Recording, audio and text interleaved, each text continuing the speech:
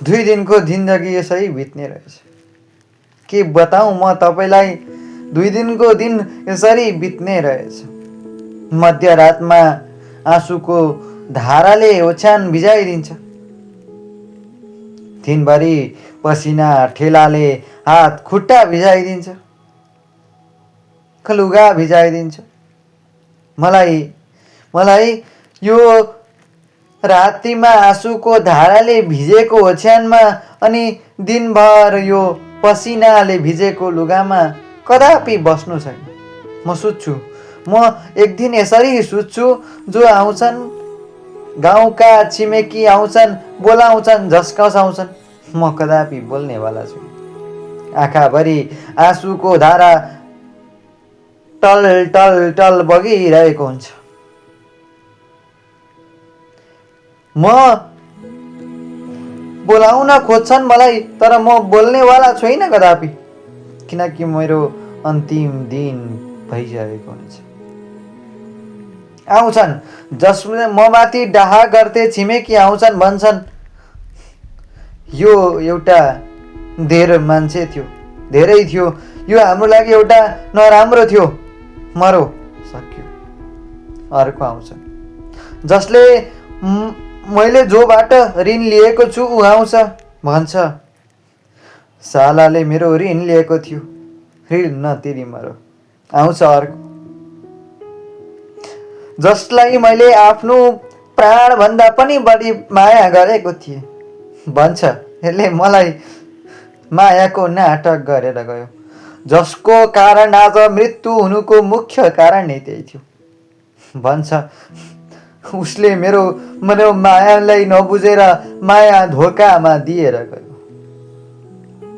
बिस्तारै बिस्तारै आउँछन्, मेरो लागि कात्रो तयार हुन्छ, बिचमा सुताउँछन् मलाई। सेतो ध्वजाले, सेतो कात्रोले बाँधिदिन्छन्, माथिबाट अबिर फुल सम्पूर्ण लुगाहरू च्यातेर जब अबिर कात्रो ओढाउँछन् अनि माथिबाट फुलको वर्षा गरिदिन्छ। जसलाई मदेखि रिस उठिएको हुन्छ उसले मलाई कदापि छुनेवाला छैन। उसलाई त करले गर्दाखेरि उसले मेरो लास लिएर घाटसम्म पुग्नुपर्छ।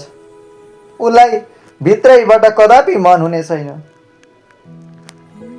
बिस्तारै जान्छ, ऊ पुग्छ, किनकि आफ्नो इज्जत जोगाउनलाई पनि ऊ जान्छ, तर कदापि उसको मनमा म प्रति अलिकति पनि कोही केही हुँदैन।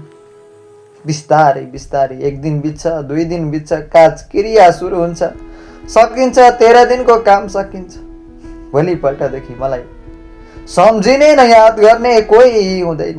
आँसुको मेरो फोटो पोस्टरहरू त्यत्तिकै लडिरहेका हुन्छ। सके आगो बाल्छन् होला, मेरो आगो ताप्ने पनि सोच भएका मान्छे कोही छ जस्तो लाग्दैन। खोलाहरू पनि सम्झिन्छ, कस्तो मान्छेलाई आज जलाउन पुगेछन्। चितामा जलिरहेकी अग्नि भन्छन्, आज कस्तो लास लिएर यहाँ मेरो चिता मेरो आगोमा जलाइदियो। जुन चिताको लागि दाउराहरू लगेको हुन्छ, त्यो दाउराहरूले पनि सोच्छन् होला, आज मैले कत्रो मानिसको, कत्रो छिमेकीको भार बोकेको मान्छेलाई बोक्न सफल भएछु। त्यो जलाउनलाई युज गरेको काँटी पनि भन्छ होला, आज मैले कस्तो मान्छेलाई जलाउन आँटेछु। आउने छिमेकी आफन्तलाई छोडेर अरू आउँछन्, अरू आउनेले पनि सोध्छन् यो मान्छे कस्तो थियो। यो 2 दिनको जिन्दगी बडो अचम्मको रहेछ। आँखाभरि आँसु पार्दैमा केही नहुने रहेछ, मनको कुरा कसैले सुनिदिने रहेनछ। जन्म लिएर आयौँ एक दिन, जन्म लिएर आयौँ एक दिन, मृत्यु अवश्य हुनेछ।